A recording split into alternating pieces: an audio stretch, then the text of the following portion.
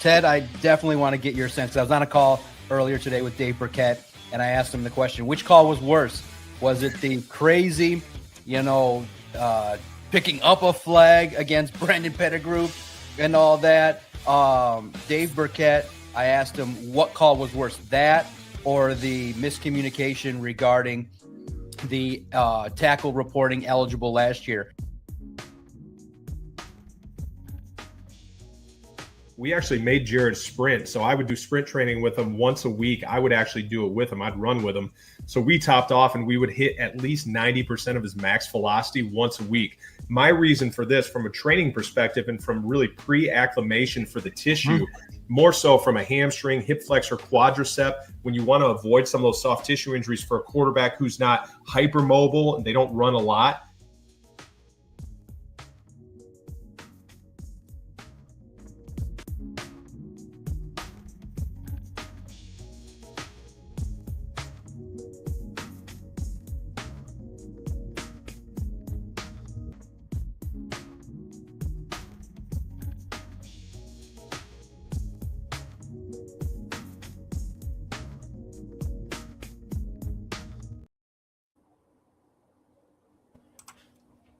And welcome to the Detroit Lions News Show. We have a huge show finale with NFL Vice President of the NFLPA.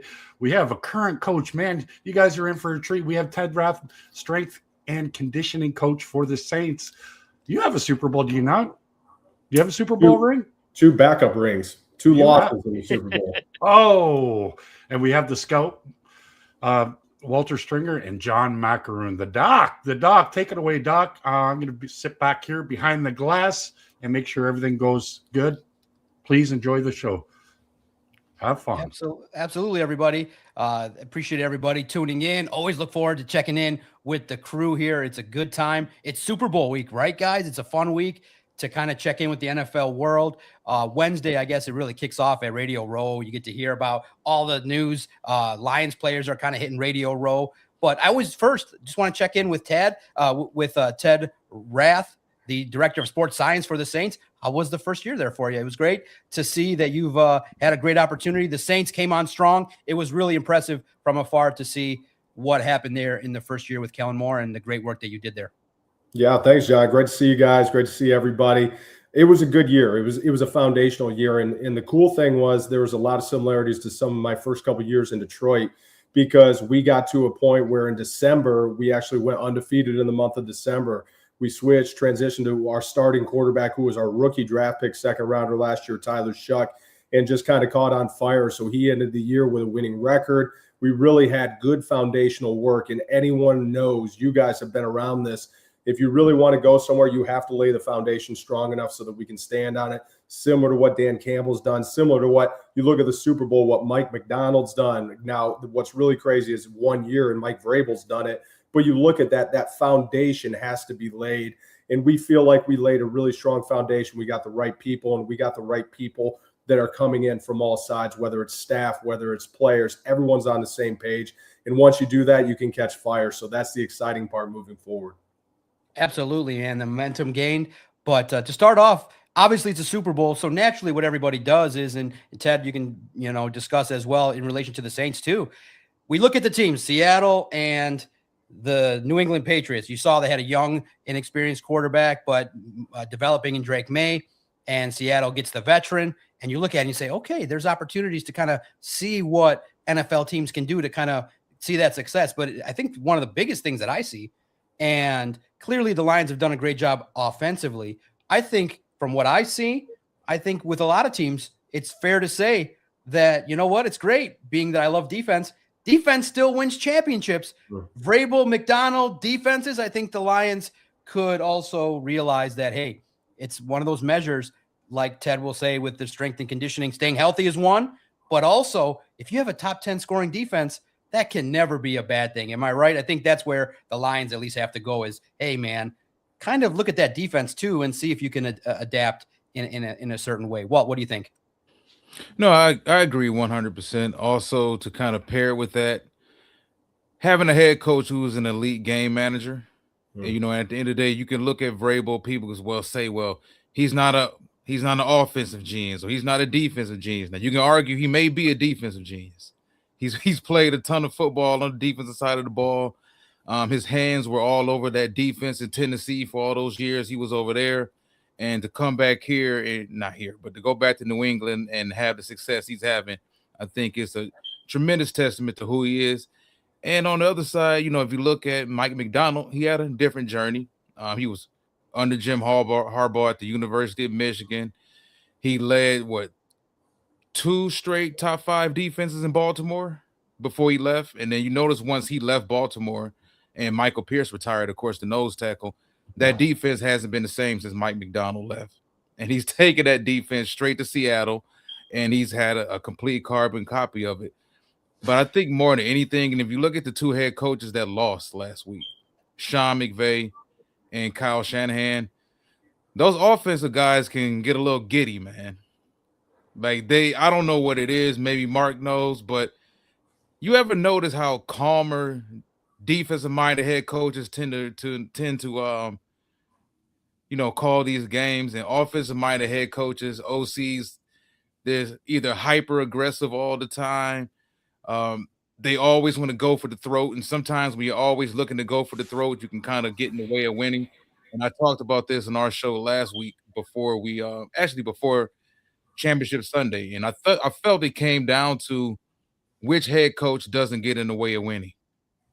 Because if you look at McVay, and I love Sean McVay, man, love him as a head coach. If you go back to the Rams' losses this season, you could honestly pin at least 2 or 3 of those losses on him in the game management. Because all 3 of those losses, I believe, the Carolina loss before the season ended, the Thursday night loss to San Francisco, the loss to the Philadelphia Eagles early in the season, they had leads. They had double-digit leads in all 3 of those games. And there's something about having Matthew Stafford and falling in love with throwing the football constantly over and over and over again. And some of the play calling cost them those 3 games. So I don't want to come down too hard on him. I mean, he does have a Super Bowl he's been to 2. But, man, like you can't help but feel like a call here, a call there, and maybe the Rams are there, maybe the Broncos are there. But like I said, shout out to Mike Vrabel, top level, excellent coach. No, he did it. He did it unbelievable. I mean, they only won 4 games last year. I mean, and look where they are. I mean, the story is just unbelievable in what he's been able to accomplish there in a single season. And, Drake May's only 23 years old. And then they mixed in the veterans, with Stephon Diggs and some of the other guys. So, I mean, it was just kind of a perfect storm, and it worked for him. But to turn it around to this level in 1 year, I mean, and kudos to Ted and what they were able to do in New Orleans this year with the 6 games. And I just wanted to throw him in there, and congratulations to him that they got that thing going in the right direction in New Orleans. But back to the Super Bowl real quickly.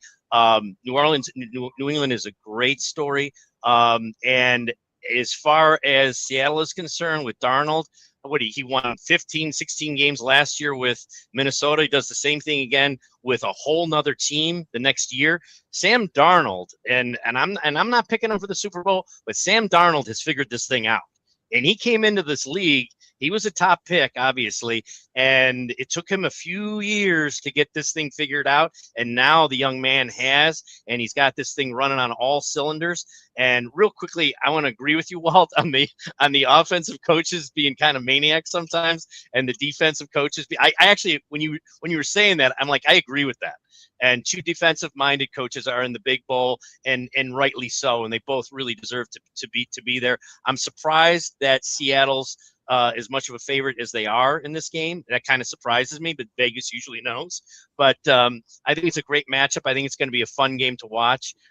We usually always say that anyway, but I am really looking forward to watching these 2 teams, and which team is going to make the mistake. I think they're both very qualified. They don't make many mistakes. They don't commit a lot of penalties. They play disciplined football, and it's probably going to come down to turnovers. But 2 worthy teams that really belong there, and totally different paths to get to the game, but it should be a lot of fun.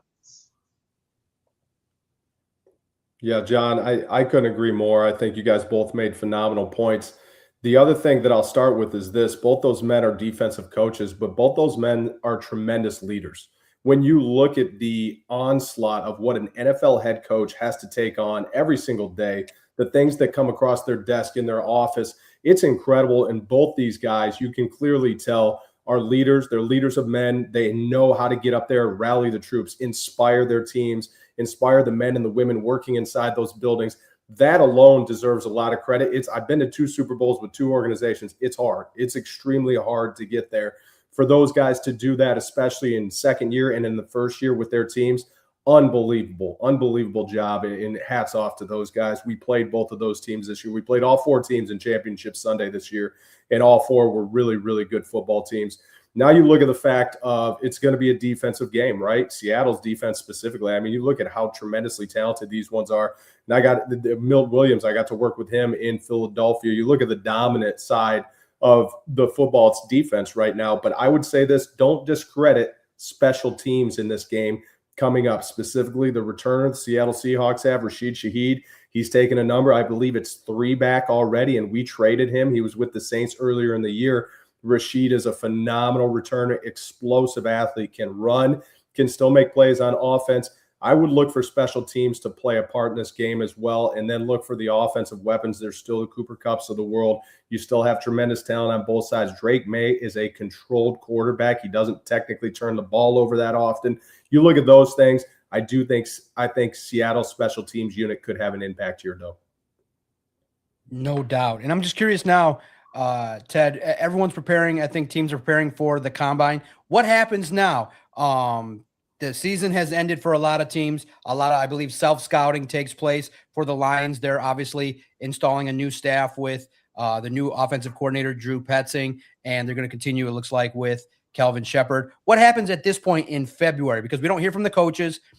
Free agency is right around the corner. Is this the time? Is self-scouting done for teams from your experience? Or where are the coaching staff? Where are they at right now in the NFL calendar in early February?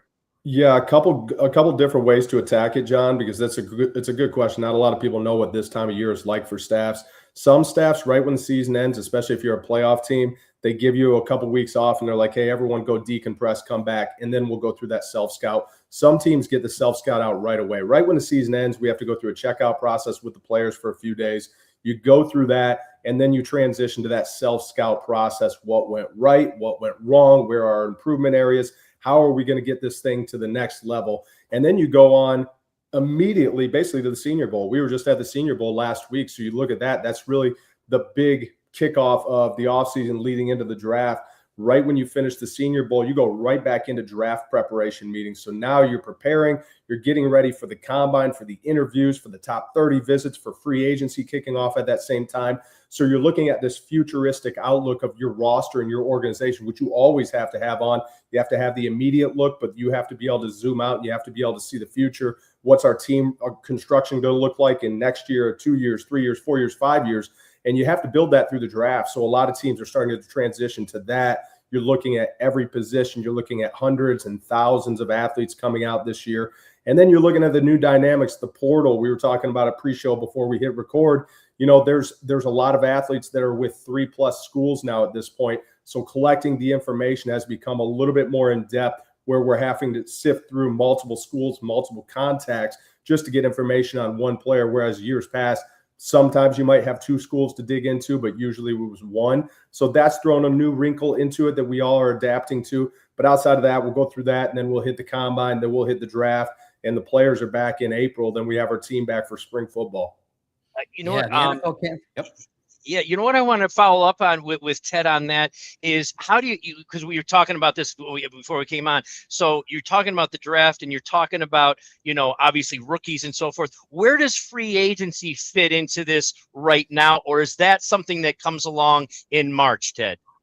No, you're talking about that right now. That's a great point, Mark, because you have to balance that with your draft needs, because sometimes you can fill your draft needs with a free agent and we know what free agents are going to be available. And then the other side of that is there's a lot of conversations that occur at the Senior Bowl, at the combine, between general managers, between personnel, employees. They're talking about potential trades. They're talking about all that stuff. So you go through the process of what actually happens. Free agency hits in mid-March, and then boom, that first day, You got 1,000 things that are happening, and you might target a free agent. If you lose that free agent, you have to have a contingency plan, then another contingency plan. So there's these depths and these layers that you have to prepare for, and that's the draft plus free agency.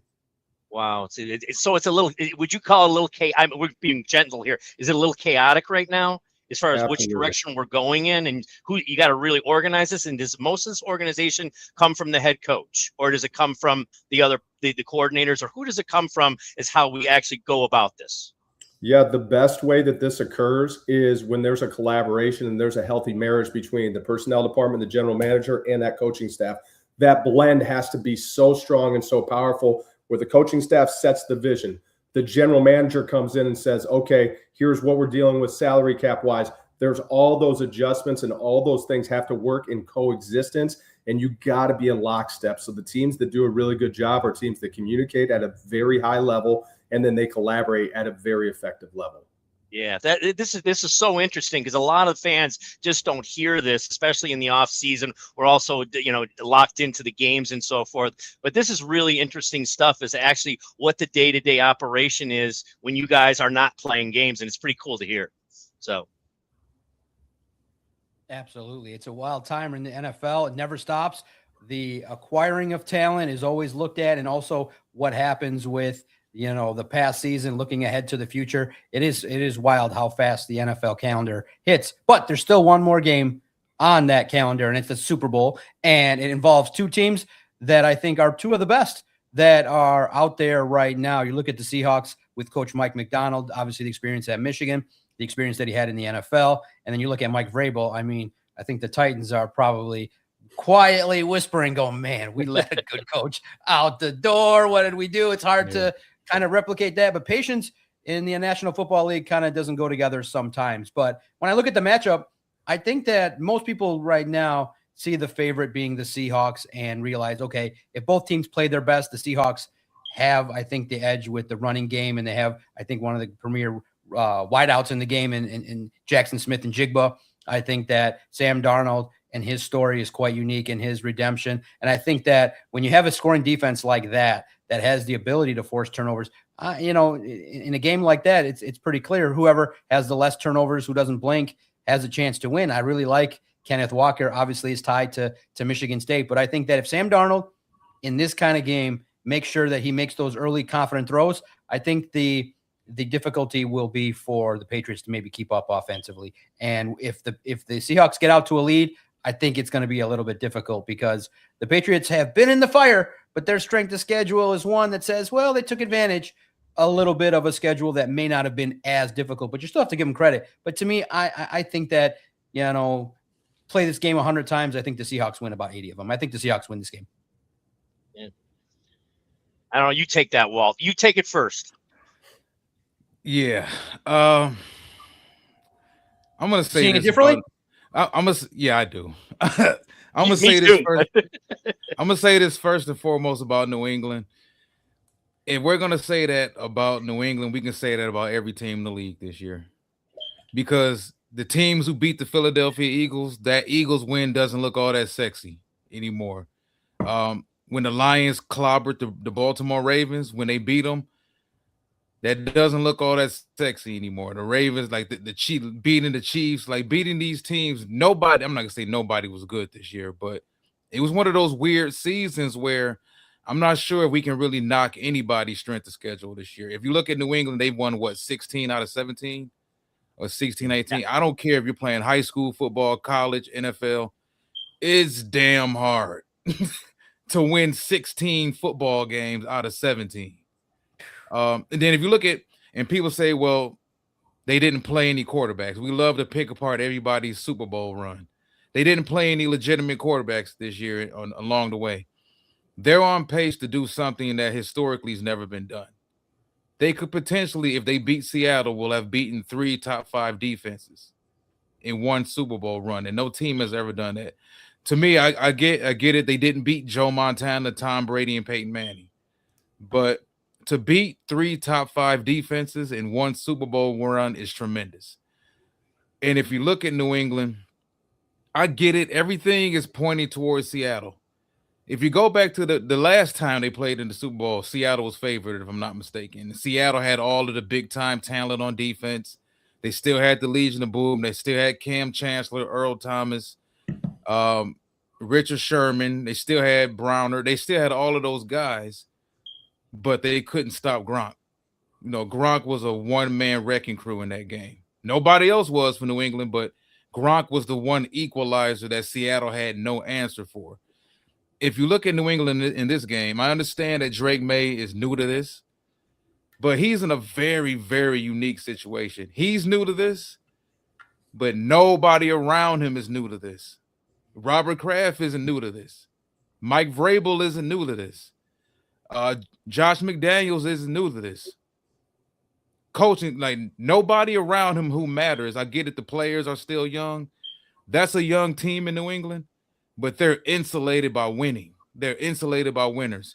And if you're giving Mike Vrabel and you're giving that coaching staff, Josh McDaniels, to come up with a game plan for that Seattle defense, I find it hard to bet against New England in this position, man. I really do. And if you look at what Seattle does best, that's kind of what, what New England can kind of counteract, because they're not going to take a lot of chances downfield. From time to time, Drake may push one downfield just for the hell of it. But for the most part, it's a lot of mesh routes. There's a lot of slants. There's a lot of short comebacks. There's digs. There's quick outs. They paper cut you to death. And then maybe they can eventually get something over the top, maybe to Kayshon Boutte or to Stephon Diggs. But then also, and you just made a valid point, Ted, about special teams. Travion Henderson has had a very poor playoff. Now, if I'm not mistaken, he's back for fully recovered from the concussion. He was a guy during the regular season that was tremendous for New England. Not only catching the ball out of the backfield, running the ball between the tackles, also returning kickoffs. He's a guy that can be a difference maker for them. Now, I was having this chat with somebody. I want to get you guys' thoughts on this. If you're New England and you win the kickoff, do you send your defense out first or do you send the offense out first? Because I'm kind of in favor of, I don't want that Seattle defense to get ahead of steam. Honestly, I don't want to send my 22-year-old quarterback out there after the opening kickoff and all the smoke clears have to deal with them damn dudes over in Seattle on that defense. I would rather send my defense out there first against Darnold. Maybe they can hold them to a 3-and-out. Maybe 10-play drive turns into no field goal, no points, whatever. Now everything's calmed down. The smoke is settled. Everybody sat down in their seats, and now you can send Drake May out there. So what do you guys think? Go ahead, Ted.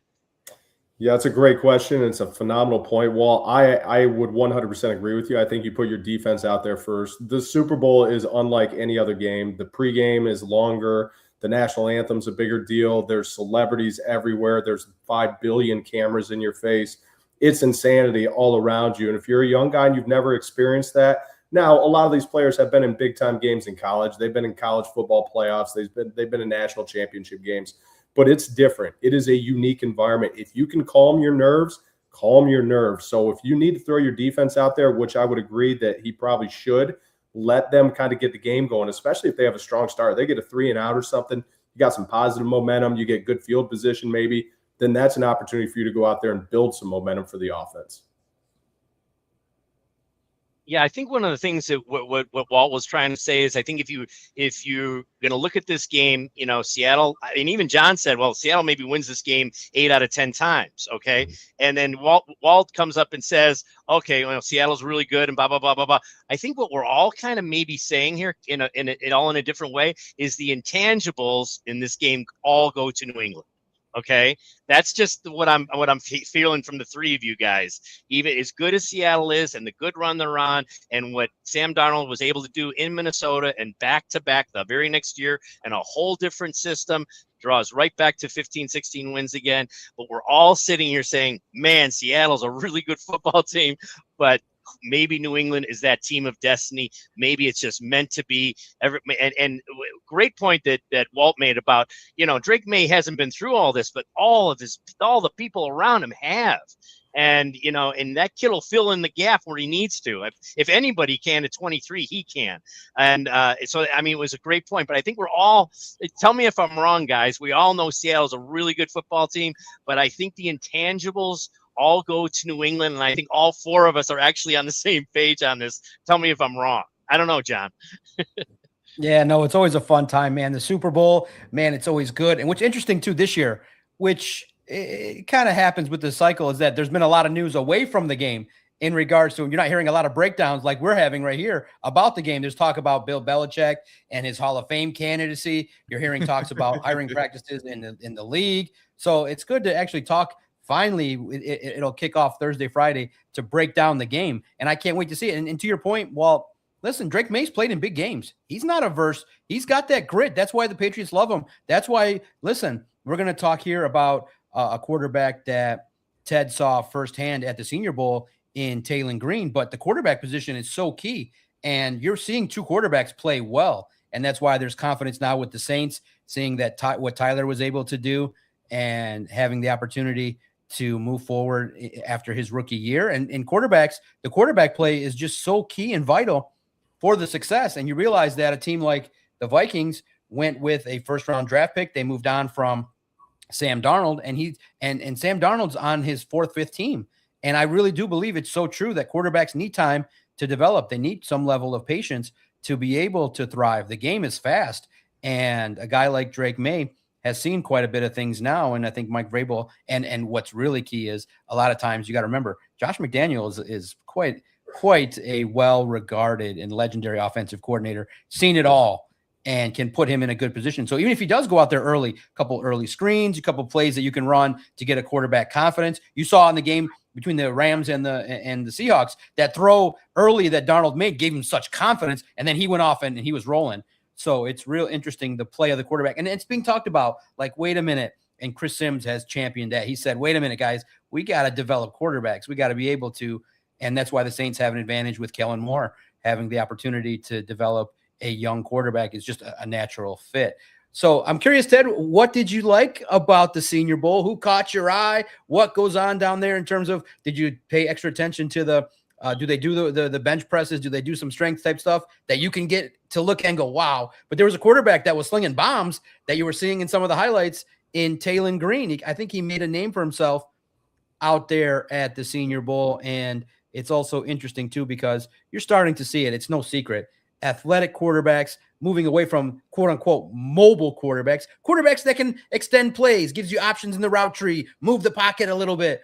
They're intriguing, and they're taking over the National Football League. And you saw late, Drake May was able to get a first down against the Broncos. You see Sam Darnold. He's not the most mobile, but he's a little bit athletic at times, and he's gotten better at it. Something that can be developed over time. What impressed you, Ted, at the Senior Bowl? And tell us a little bit of what you thought if you had a peek at the quarterback in Taylon Green, because a lot of people were talking about him after the Senior Bowl ended. I appreciate it, John. I'm going to start on something you hit on because I think I want to double down on this. Josh McDaniels. That's probably an underrated factor for this game because we're talking about a young quarterback. Josh has won. I don't know how many Super Bowls he's won. He beat me in one of them as the OC for the Patriots when I was with the Rams. So the guy knows how to manage a game. That's a phenomenal point. The Senior Bowl is a really unique experience. The Senior Bowl, I actually coached in it when I was on Detroit staff 2 years ago when we ended up drafting Ziggy Ansah, a bunch of guys from that year. It's a phenomenal week for the coaches to get to work the game. They do it a little bit differently now where you get a number of coaches. We had 3 on the American staff this year. It's an evaluation process. So we're not going through combine drills. We're going through actual football. You're installing a playbook offensively. You're installing a playbook defensively, special teams. We're getting to test the player's football IQ, FBI we call it, right? So that football IQ, how do you learn? How do you retain knowledge? What type of learner are you? And how can you apply it onto the practice field? And then the other really cool component, you get these one-on-one environments, right? You're getting good on good, like we call it. You're getting one-on-one wide receiver versus DB, tight ends, linebackers, running backs, linebackers, pass rush. You watch that O-line, D-line pass rush drill. It's one of the best drills. You get to watch that, and you get to see guys in high-stakes environment, high pressure, because you got all the NFL's eyes on you. You get to watch them and how they respond. And then it finishes off. You get a game. You get a physical game on Saturday with players playing under some new rules. Some of it's relaxed from a play calling opportunity, blitzing and things like that are heavily redacted. We're not allowed to do certain things, not allowed to show certain coverages. But from that, you get to see these guys go out and compete. And man, so Nussmeier was actually our offensive coordinator. Garrett was the MVP. So he played for LSU last year right in our backyard. But it was really cool to watch him because obviously he had an impressive game. You have Diego from Vanderbilt, all 5'9" of them, little Taysom Hill look-alike. And you got guys that impress. And a lot of times, this is where the whole thing is made, John. And this is where you really find out it's the interviews. It's the one-on-one time that you get to spend with these kids, and you get to ask them about life. You get to ask them what drives you. Why do you want to play professional football? Because the interesting thing now, a lot of these kids have made millions of dollars by the time we're taking them on. So what's your driving force? Do you love football? Do you still love it? All right, would you do this if you weren't making any money? So getting to the nitty-gritty, getting to the bottom, it's a really fascinating process. Very different from the combine, but we still can collect a lot of information. That information is about the person. It's about the people that we're looking to draft. Very neat. I'm curious, guys. That was awesome. If you guys want to subscribe to the best-selling Ted Rath, current coach for the New Orleans Saints, please do. I know he's cut for time, and thank you for coming on, my buddy. I'm rooting for you. Even though I'm going to come down when we play the Saints, and I'm going to come down and meet you and shake your hand and get some photos and stuff like that. It's going to be great. We'll have Mark there too. Hopefully that's going to be Alumni Week. We're going to talk a little bit of Lions here. I know it might be a little bit controversial because the draft's coming up here, but thank you, buddy. I appreciate it. Hang on. Yep. Go ahead. Thank you for coming on, brother. Absolutely. Thank you, guys. I really appreciate you guys. And I'll leave you with a little motivation, just like I always do. The one thing I thought about is February, right? New Year's resolutions. How many of those have fallen away? I'm going to challenge you. Get rid of the resolutions. Don't even bring on a new resolution. New year, new standards. When you set standards, you set systems. If you want to get up early and exercise, that's a system. You need to set the standard, set your alarm clock, move it away from your bed, and create a new standard. It's not about a resolution. It's about holding yourself to a new standard, and that's what will lead you to the new you. But I appreciate you guys. It's phenomenal to see you guys. Looking forward to seeing you next year when we play you guys. Everyone have a good one. Thanks, I can't wait to beat you. I can't wait to beat you. Bye, Ted. See you. Thanks, Ted. Love you guys. God bless, guys. You're the best, man. Man, No, I that's need really everything cool Ted said as a ringtone, as an alarm alert every morning when Right? I get up. I want to go work out after this, right? His voice and everything, as soon as my alarm goes off in the morning. Yes. No, it's real cool. always- We got an opportunity with them and the Saints now and Kellen Moore. They won 6 games. But turning our attention to the Lions just a little bit, what do you guys think? You guys heard it. Max Crosby potentially is available. Look, it's that time of year. Look, I mean, it makes sense. The Raiders struggled. Do you guys, and we don't have to look at Max Crosby specifically, but look, he potentially is available.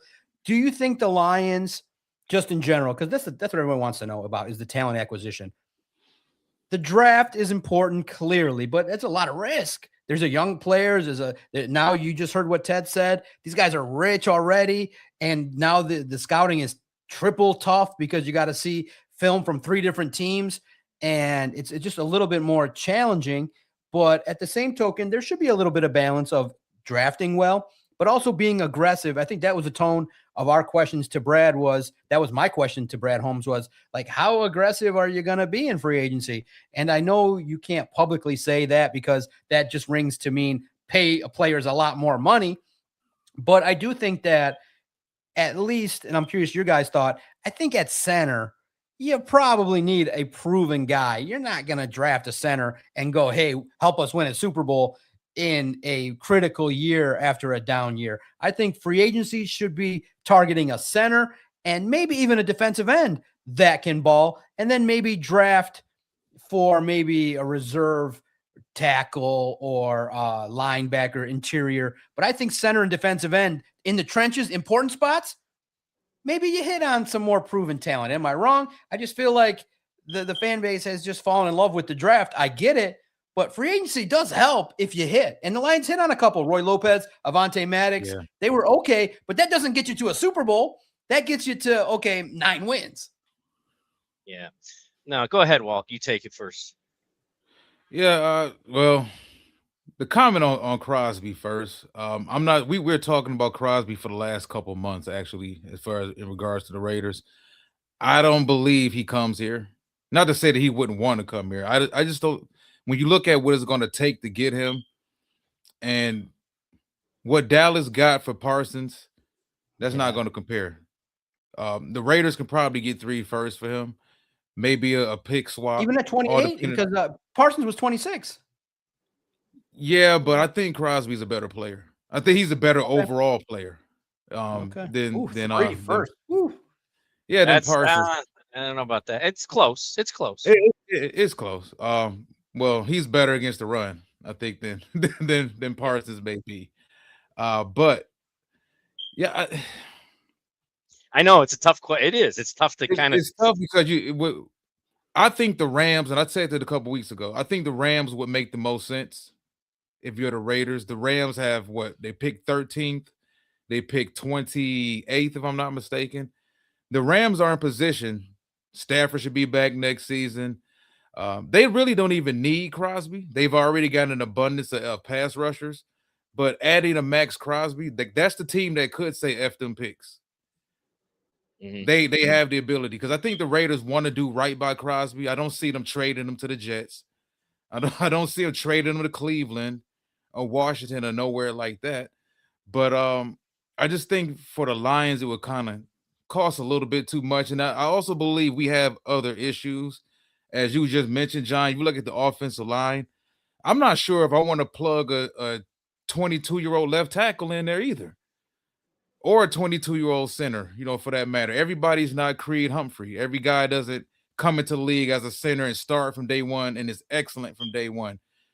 We got spoiled by Frank Ragnow. Everybody's not Alex Mack. Everybody's not these types of centers. And it's a gamble. I believe there's probably a solid 4 centers, I believe, in this draft. And Mark, you probably know you can Yeah. get starters at center in the 3rd round, 4th round. Some of the best centers ever in guards came in the 4th round, 5th round, 6th round. There's a guy out of Alabama I like a lot. He's an underclassman in Parker Brailsford.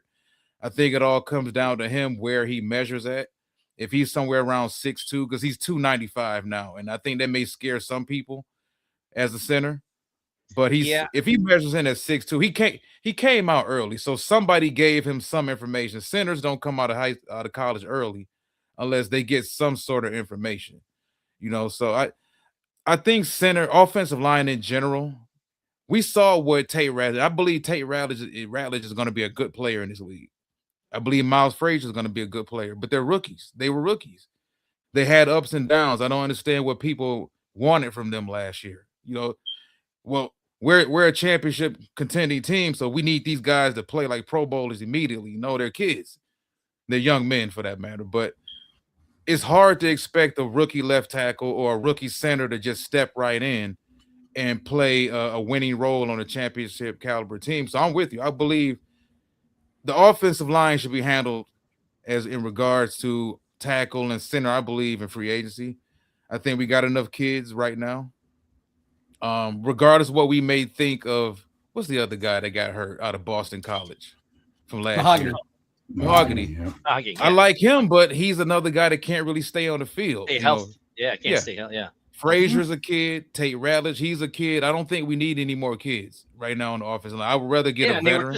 But they were just kind of thrusted in there because of, injury, because Ragnow retired and so forth. But, I've said it on this show before, and John will remember this, the thing that blew me away, and I've said it, I came into the league in the late 80s. We had Kevin Glover. And I know that's an old name from a long time ago, but I mean, Glove was, man, when I went to mini camp, and John knows the story, the difference between college football and the NFL is the center. And I learned that as a wide receiver for the Detroit Lions, like how much the center does. And I learned that in my first week when we went to minicamp. And we had one of the best in the leagues with Kevin Glover. And I never forgot that. And you bring up some good examples. I know Alex Mack.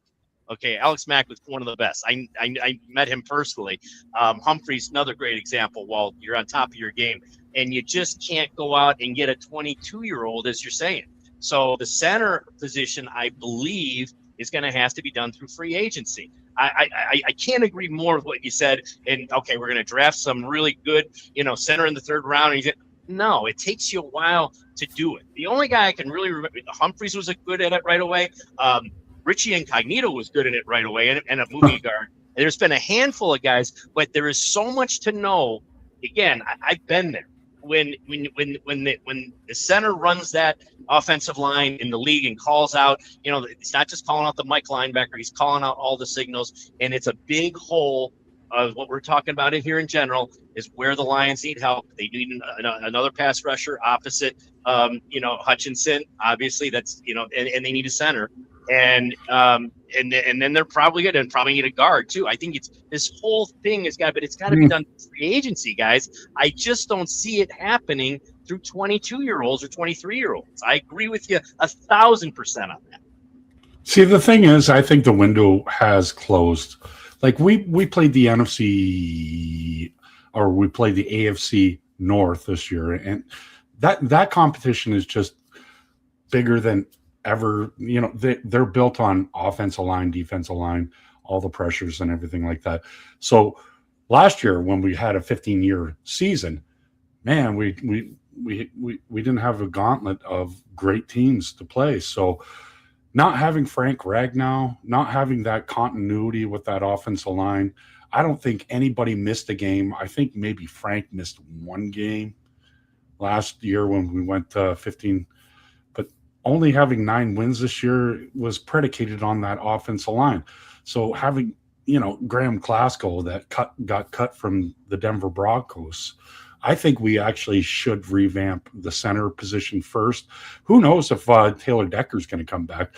John, do you have any insight on Taylor Decker? Or I know he's going to, probably go back and work with his college coaches and I think we might have to go tackle, center, defensive end. Yeah, it makes sense. I think that with more time away, he'll reflect on it. It's going to really all depend on what the medicals are. If he has to do a lot of cleanup and rehab, it'll be over. But I'm leaning more and more as time passes because you realize right when you're in the midst of the season, it's all emotional and you're grinding, you're spending hours. When now it's been almost 4 weeks and you start to feel better. You get more clarity. The sun back in Arizona, you feel almost refreshed. I think he plays one more year. I think he thinks he can ball. It's all predicated on the medicals. If he's got to spend hours again to rehab this offseason, he doesn't want to do that. He wants to be able to have a good quality of life, and that's what it's going to be. I think he's leaning toward coming back, and he thinks he can play well still. So we shall see if he calls it a day, but it's going to be very interesting with the Lions' future. John, where they allocate resources, free agency or the draft. John, what's the odds on Frank coming back? 0. Jared closed the door. He said on a radio interview, Frank's heart's not in it. I think he did see the offensive line struggle and felt a tremendous amount of guilt. But, you tear your hamstring and you get it, shows up on a test. It's like, you know what? I think he's done. You won't see him back. Yeah. I think you'll see a veteran center come in here, whether it be Linderbaum or the Buffalo Bills center or somebody from the Cardinals. Potentially, maybe you'll see a veteran because it's paramount that you have a good center for this new offense that's going to be run by Drew Petzing for sure. What do you think of the new offense, John? I was going to ask John that. What do you think of Drew? Listen, at first, I'm honest. I run high on emotions. And I was, I always look at it like, okay, if you're an NFL head coach, you're Mike McDonald and you've had the number one offense. It's on record. You've had the number one offense and you can run the ball. But, I understand the idea of maybe not being the right fit. I just think that, I'm of the opinion that you just need the best of the best in a lot of spots. But, okay, once the dream of Mike McDonald went away, I get it. Dan hinted at it in his media session. He's like, you know what? I don't really want a guy that's going to potentially be here, that's going to take another job right away. It's a big upheaval.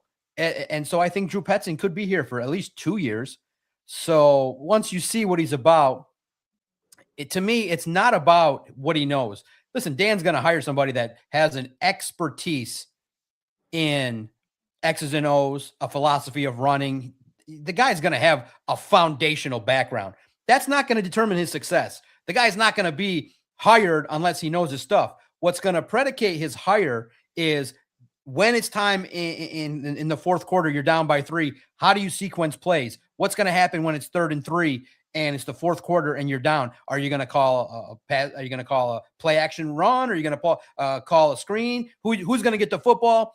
How do you divvy up the footballs? So his play calling will dictate his success. I think that he's going to want to run the ball, but you got to be a little bit more creative than he was in Arizona. He got predictable, but it's so tough too. It's so true. If you're behind the sticks, if it's 2nd and 9 every series, you're in big trouble because you become one-dimensional. So you have to execute when you call these running plays. So I think there's a good chance of success if he can blend some good sequencing and play calling.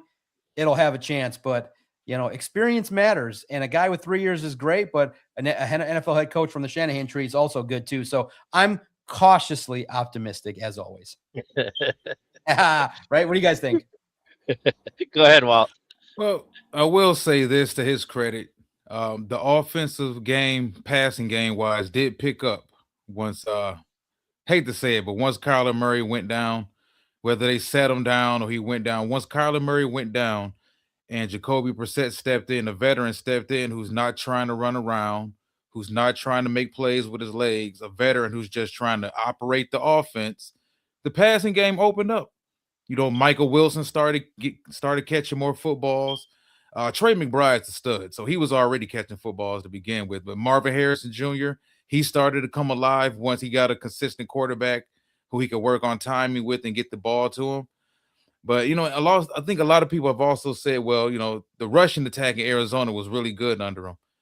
A lot of that I'm going to say a lot of it, but a nice portion of that did have to do with Kyler Murray's legs. It's like when people give any offensive coordinator in Baltimore credit for the rushing attack in Baltimore. Well, a lot of that had to do with Lamar Jackson as well.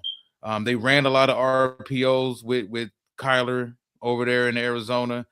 Kyler freelanced a lot, would scramble around, pick up 20, 25 yards with his legs real quick. Now, in regards to just lining up, because that offensive line in Arizona has been struggling too the last couple of years. So in regards to just lining up and being able to get those yards, I still question whether or not they'll be able to do that.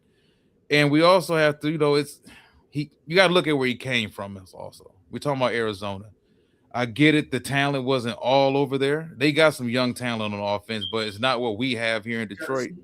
But John, I'm with you 1,000% on what you said. It's not so much about, okay, I have my philosophies and my schemes in regards to running the football. What happens when you come out of halftime and you're down 21-10 or you're down 26-3?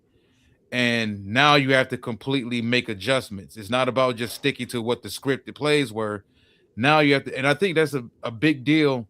A lot of Lions fans didn't take into account once Dan started calling plays. It's not just about getting a play sheet and just putting glasses on and calling these plays. Like, you got 60 seconds from the moment the play, the last play's dead between you getting the play in your ears and you getting the play out to the quarterback and then the quarterback getting the play out to the players. Then you got to talk about down and distance.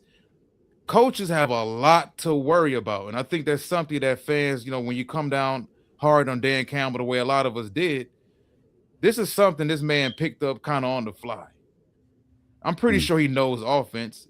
That's why when people say, well, I'm not sure how much he knows about offense. I'm pretty sure Dan Campbell knows plenty about damn offense. Look where he cut his teeth at. Let's be honest. You don't spend all those years with Sean Payton in that situation and not know offense. Now, play calling is what a talent. I've heard a head coach tell me that calling plays is a talent. Everybody can't be a head coach. Everybody can't be a play caller. So when I first heard this, my response was, man, because I want to be fair about it. I mean, I don't know. I didn't really know a damn thing about the guy. So it would be dishonest for me to sit up there and kill him. Oh, it's a horrible hire. Well, what do you know about him? Not a damn thing. So like I don't want to do that. And then I didn't want to sit up and say, oh, it's a great hire. What do you know about him? So I'm a guy, I try to give it a fair shot. We really won't know until week 1? 6 months from now, 7 months from now. Well, the thing is, when I'm listening to you, Walt, I'm thinking, okay, Drew comes in here and he was drawing up plays last year, obviously mostly for Brissett, but he's drawing up plays for Kyler Murray. And like what you were talking about, you got a guy who's got 4.3 speed. Now you got Drew coming to Detroit, and he's working with Jared Goff, who's a very fine quarterback, not the athlete. I mean, you talk about a change that Drew's going to have to go through as far as his personnel, just with his QB from a physical standpoint, not to mention all the other changes, that he's dealing with. He's got a lot of the running game, even though the Cardinals ran the ball okay, but he's got, Montgomery and he's got Gibbs and so forth. But just as you were talking there, I'm thinking like, wow, this guy is like going to be waking up in his sleep saying, okay, man, I don't have Kyler Murray anymore. I got a really good quarterback, but he's not Kyler Murray athletically. So, I mean, it was just kind of going through my head, and that's what coaches have to do. And that's what good coaches do, guys. They adjust their plan and their schemes to the talent that they have, and they figure it out how to become successful about it. Earlier in the show, Walt, you bring up McDaniel, who's probably better at it than anybody. Still doing it. Smartest thing in the world that Vrabel did was have McDaniel there as a coordinator, and they're in the Super Bowl. But I look at what Drew's going to face here next year, and it's going to be a mind blower as far as what he's dealing with, just physically talent wise. It takes a little bit of time to get continuity. You look like JJ McCarthy. It takes time to everybody to adapt to. I just can't see it. Like, I let go of my season tickets this year, guys. I'm sorry, but I also have Gordy that has the end zone season tickets that Walt and I and Woody sat in for cost. So, but it's just I saw the window close. I don't think Jared Goff's the answer. You're talking about a window that's closing there, Coach. Okay, I live just outside Buffalo, New York. Okay, so I don't know if Walt knew that. Walt, he didn't know that before we went on the show. Walt, I'm 20 minutes from Highmark Stadium. So right. Yeah, we talk about a window. And I have dibs on your basement for that Lions Buffalo. You got to. Walt, you're invited too. You want to come and see the new stadium next year, Walt? You're invited. Walt, do you want to come? We got a Buffalo. He's got a mansion. Oh, it's going to be indoors, huh? No more Rich Stadium, huh? The new stadium. Yeah, he's old school, man. He's old school. No, it's what do you guys think of that, man? Like, that? I'm still old school. I hate the idea of every damn football game being indoors. I hate it. I don't like the fact that the Kansas City Chiefs, there will be no more Arrowhead in 4 years, 5 years. Like, I get it. Everybody wants the Super Bowl every single year. Every state wants to compete for the Super Bowl, but there's something to the element of weather. There's something to the element of going on the road and doing something nobody says you could do. Yeah. Like when you were a team that went to Lambeau and beat Lambeau, technically you were beating Lambeau. It's like you had to beat Lambeau, but when you would go on the road and beat Green Bay and it was 6 degrees outside and snowing, but you toughed it out because nobody thought you could do it. I think that does something for, for players, but I don't know, man. They're going to play. Well, I thought they're building the new condos right downtown where the old Joe Louis. I thought that would have been a beautiful place for an outdoor stadium right there. And then you have the go train. What do you call that? The train to go there. Yeah. But I just love where Ford Field's at. It's just in the perfect spot. No, it's great, and it's a great experience. But I know, I'm an old school guy too, and I've been really outspoken about why we're still playing on artificial turf at this stage. And of course, you got the indoor stadium, so it's hard to have grass in them. But Buffalo, their new stadium that is $2.5 billion that Mr. Pagula is building, will have natural grass in it. and it's an open air stadium, and 60% of the fans will be covered with from the rain and from the snow. But it's going to be an outdoor stadium. He wanted an outdoor stadium, and he wanted it on natural grass, which I applaud. It's going to be state of the art. It'll be the best stadium in the league for probably 2 years because it's the newest. And but he wanted it played on natural grass, and he wanted it outside, and I kind of applaud for him for doing that. When did we win all those championships in Briggs Stadium? That was outdoors, right? That's a Detroiter. It's a Detroit. We're used to this shit. It's fucking cold as fuck. Can you imagine the type of home field advantage the Lions would have had playing in the playoffs over the last 3 weeks? I agree. Yes. Oh, fuck yeah. I'm with you, man. I'm with But you. you can't have those finesse players. You have to have like bigger bone players, Big Ten players, right? You can't go to the SEC. No, listen. I love it. And Ford Field's great. It's great location, but do I wish it was out? My God, I wish that was open. Football, it loses something, especially in November, December, January. It just loses that something that Walt was talking about earlier. Even with Soldier Field, it's great. Come on, you don't love watching that Rams Bears game? That was an awesome game in the cold. It was a lot of fun to watch, man. And the Broncos game, against New England when it started snowing in the beginning of the fourth quarter. That's football, man. That's the way that the game was meant to be played. I'm sorry, just love it. Gentlemen, that's it for me. I got to run here. Here, let me finish off with my favorite guy that ever came on here. Man, I appreciate you guys having me on, man. I mean, I think doing the Detroit Lions show, the fans out there are passionate, one of a kind.